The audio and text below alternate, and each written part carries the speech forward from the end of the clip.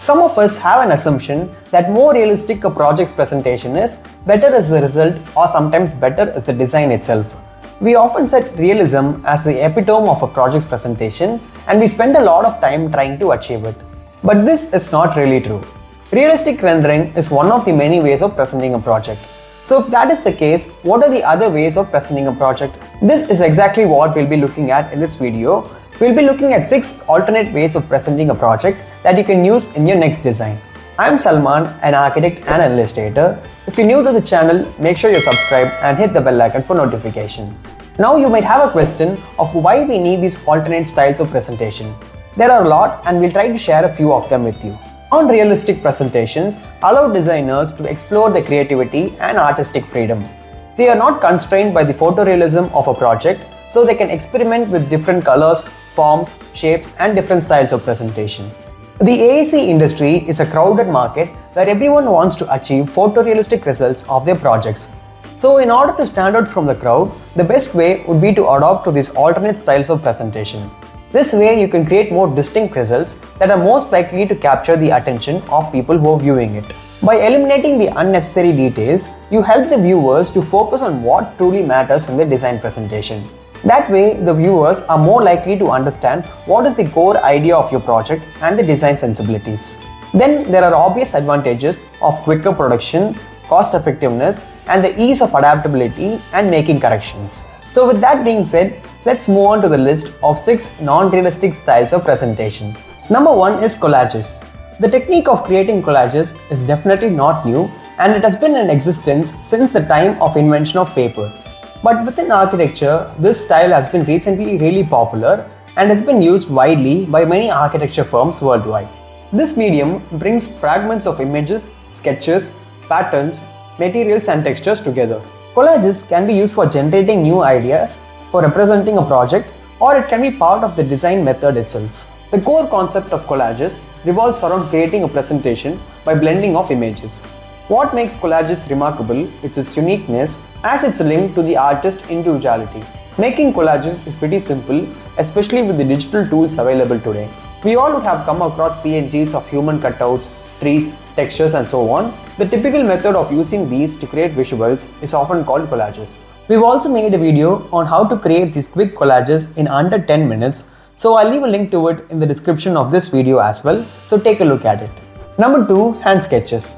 One classic way of presenting a design or architectural ideas is through hand sketches. It's often termed as the manual style, and it's not just restricted to pen and ink, but also includes watercolor, pencils, markers, and so on. This style has somewhat gotten lost in the softwares available today, and most architects and designers rarely touch the pencil and papers. This style is one of the simplest and most beautiful, as it's not perfect. Sometimes there are jagged lines or colors not within the lines, but it just adds to the aesthetic. There are not many firms that stick to this traditional style of hand drawing, but I like to point out a few firms that do. The first one is Julio Architects. I have been following this design firm for a really long time, and I especially like their hand-drawn presentations of their projects. And they use both hand-drawn sketches as well as 3D renderings for their presentations. Some of these highly detailed master plans and site plans with these hand-drawn pen sketches shows that this style always has a place in the architectural field. The next one is Chapman Taylor, who create a lot of concept sketches and even final presentations has hand-drawn sketches. I came across their article about hand sketching and how important it is in their creative process, and it was highly inspiring. And of course, some of the famous architects like Frank Gehry and Norman Foster often use sketches as a tool for communicating their ideas. Number 3 is digital sketches. Now for some of you who want to achieve this hand-drawn style of presentation but are not confident with your drawing skills, then don't worry. With these technologies available today, you can definitely achieve the style of presentation. Using drawing softwares with a digital tablet will allow you to make hand-drawn sketches but within the digital format. You can increase or decrease line strokes, colors in them, and add effects such as shadows, digital trees, and other elements. Overall, this style is very appealing and gives a more personal and dedicated impression. There has been a great shift towards the digital style of drawing with the iPad available today, and there has been a lot of apps in the market such as Morpholio Trace or Autodesk. So this style is for everyone to use. Digital sketches provide great advantage in flexibility. You can draw or redraw multiple options and you can also make drawings on the go. You can also check out the works of Adriate, Henry Gau, or myself, who typically focus on creating these kind of digital sketches. Number 4. Illustrations. Now the main difference between the digital sketching style and illustration is that the digital sketching style has more of its organic and imperfect line work, whereas illustrations have more of a refined finish with proper color palettes and compositions, almost seeming like an art poster. They depict an architecture project in a simplified form, often allow a viewer to focus on specific features without distraction or photorealism. These are accurate or sometimes even exaggerated in a way to make it really eye-catching.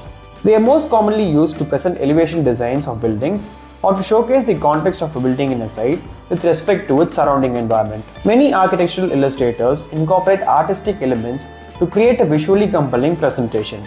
Apart from architecture, these are often used in advertising in both digital and print media. Number 5 is mixed style. Now, as the name suggests, this is a combination of many of the styles that we saw earlier. It could be a digital drawn sketch that adapts the characteristics of an illustration, and it can also have some collages to enhance the image. Or it could be a hand-drawn paper sketch that is imported into Photoshop and then has characters of an illustration. Each mixed media presentation is unique and can be customized to suit the specific project and preference of the designer. This personalization enhances the storytelling aspect of the presentation. It allows designers to convey not only the visual aspects of design, but also the narrative and emotional aspects, creating a more immersive experience for viewers. Mixed media presentations are particularly effective when designers want to evoke a certain mood or emphasize the design's integration with its surroundings. Number 6 is abstract renderings. Now, in this style of presentation, architects and designers step away from the common types of presentation of plans, sections, and elevations and focus more on emphasizing the character and the design intent of the projects. They use shape, colors, and forms to express the idea and feelings behind the projects. In abstract presentations, they focus on representing architectural ideas in a creative, non-literal way. Instead of showing every detail like floor plans or realistic images, abstract presentations use symbols and artistic forms to capture the core concepts of emotions of a design. They show things like movement, balance, differences, hierarchy, or how the building interacts with nature. Colors play a really important role in this style because they can make you feel different things. Abstract presentations often tell a story about the project, helping people understand what is going behind the design process. This style lets architects be really creative and think in new and unusual ways of showing their project. So that was it from this video. I hope you found these non-realistic styles of presentation to be helpful and hopefully use them in your next project. Let me know in the comments which of these were your favorite in the list. You can follow me on Instagram and the handle is right here. I'll see you on the next one.